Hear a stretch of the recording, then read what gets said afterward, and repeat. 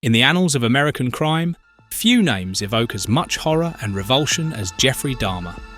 Known as the Milwaukee Cannibal, Dahmer's gruesome acts of murder, necrophilia, and cannibalism shocked the nation and left a lasting scar on the collective psyche. This is the story of Jeffrey Dahmer. Let's delve into this video to understand the mind of this notorious serial killer, exploring the potential factors that may have contributed to his dark deeds. Dahmer's childhood was marked by loneliness, isolation, and a troubled family dynamic.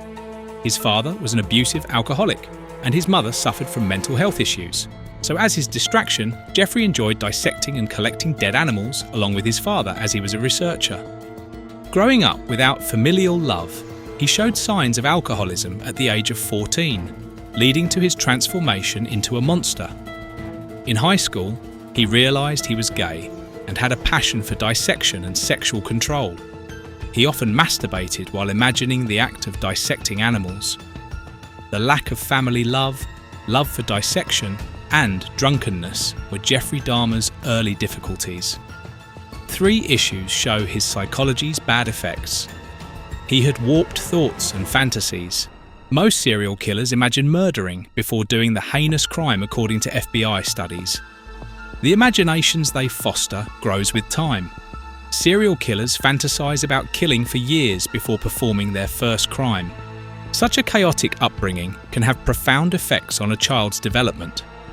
Dahmer may have developed coping mechanisms to deal with his emotional turmoil, which could have manifested in disturbing behaviors.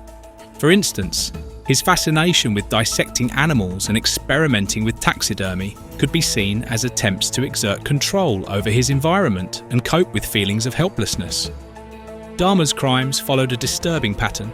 He would lure his victims into his apartment, drug them, and then commit acts of violence and cannibalism. 3 weeks after graduating, he committed his first crime. Stephen Hicks, age 19. Jeffrey Dahmer met him on the streets on June 18, 1978. Stephen wanted to hitchhike with Jeffrey to an Ohio concert.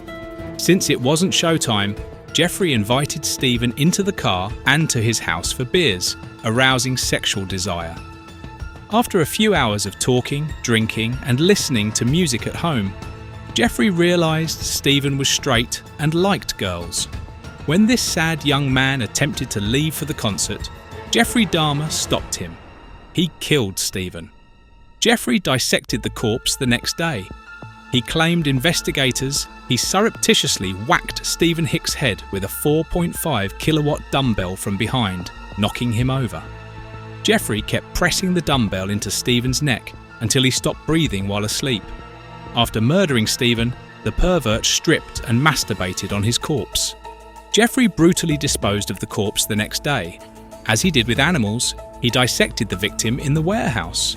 He dissected using his father's lessons and practice.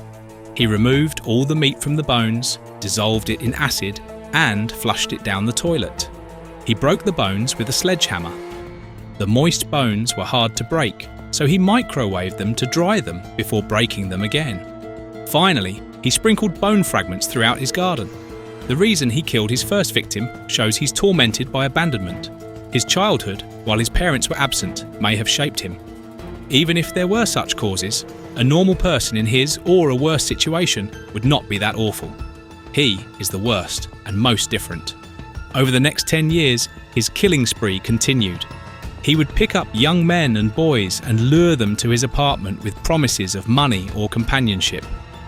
His victims included Stephen Tuomi, James Doxtator, Richard Guerrero, Anthony Hughes, and the Synthesomphone brothers.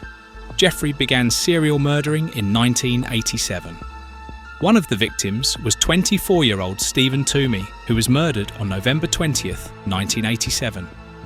Jeffrey led the victim into the hotel room, hid sleeping tablets in his drink, and then did horrific things. The next morning, Jeffrey realized he killed Stephen.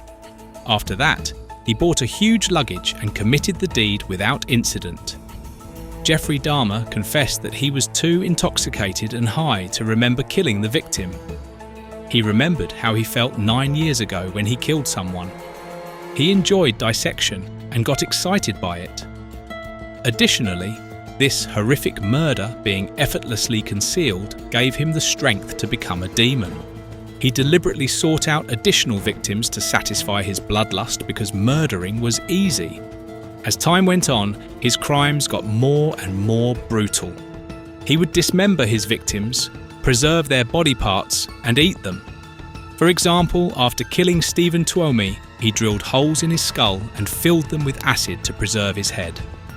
The repetition of these acts suggests a compulsive nature and a need to reenact a particular scenario. It's possible that Dahmer was seeking a sense of power and control over his victims, or perhaps he was attempting to create a twisted sense of intimacy through these acts. While Dahmer's actions were undeniably horrific, there were indications of underlying mental health issues. He was diagnosed with borderline personality disorder and had a history of alcohol abuse. These conditions can contribute to impulsive behaviour, distorted perceptions of reality, and difficulty regulating emotions. Borderline personality disorder is often characterised by intense fear of abandonment, unstable relationships, and mood swings.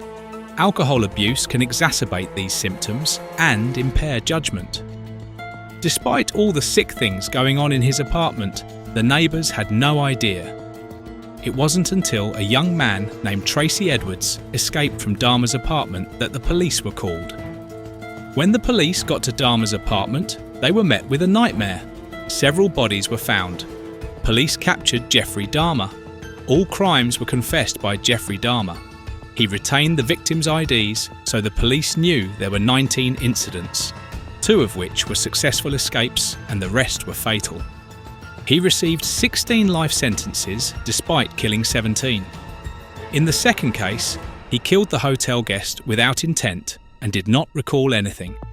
Authorities found no proof of the case.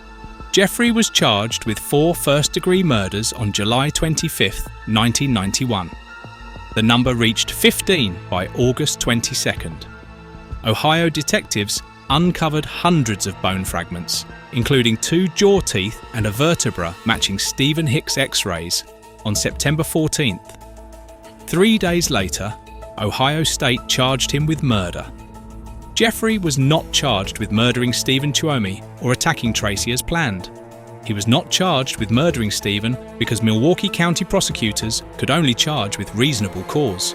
Jeffrey denied murdering Stephen, and no proof was found. Jeffrey claimed guilt and mental illness at the preliminary hearing on January 13, 1992. To prove I didn't do what I did out of hate. The Milwaukee trial began on January 30th for Jeffrey. After 3 weeks, Jeffrey was judged sane and convicted of 15 murders. His sentence was life imprisonment. Wisconsin eliminated capital punishment. In Ohio, for Stephen Hicks's trial 3 months later, he was convicted of the 16th offence on May 1st, 1992. Jeffrey Dahmer's case was terrible and notable in criminal history. Jeffrey Dahmer, a notorious American serial killer. He was sentenced to life in jail and barred from harming others. Jeffrey was in solitary for his first year in prison due to physical threats. He was transferred to general prison a year later with approval. Jeffrey converted to Christianity, read the Bible, and was baptized here. Jeffrey was invited to interviews and received fan letters, money, and images from fans while in prison. None of the letters were answered.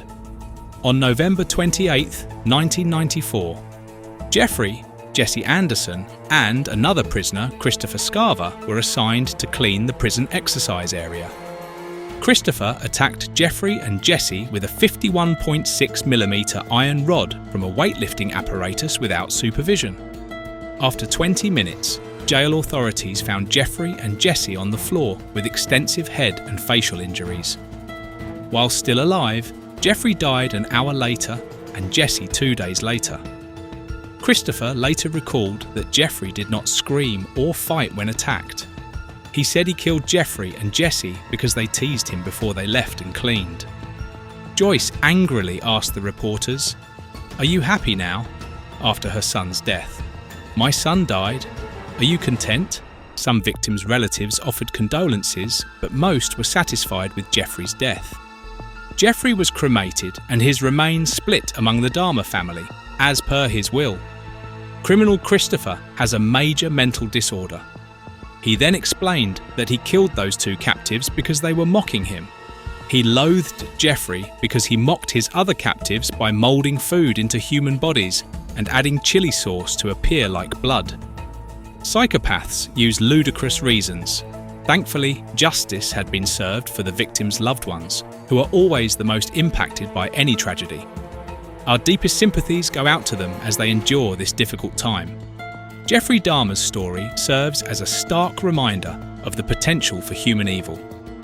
By understanding the factors that may have contributed to his behaviour, we can hopefully prevent similar tragedies in the future. It's important to remember that while Dahmer's actions were horrific, they were likely influenced by a combination of complex psychological factors, including his traumatic childhood, mental health issues, and distorted worldview. So this was the fatal story of Jeffrey Dahmer, the America's Milwaukee Cannibal, a serial killer. Comment below with your opinion regarding the heinous case and let us know what your take is on this case. And if you like our true crime-based video contents, please like, share and subscribe to our channel. Thanks a bunch for watching and stay tuned for more updates on various thrilling stories.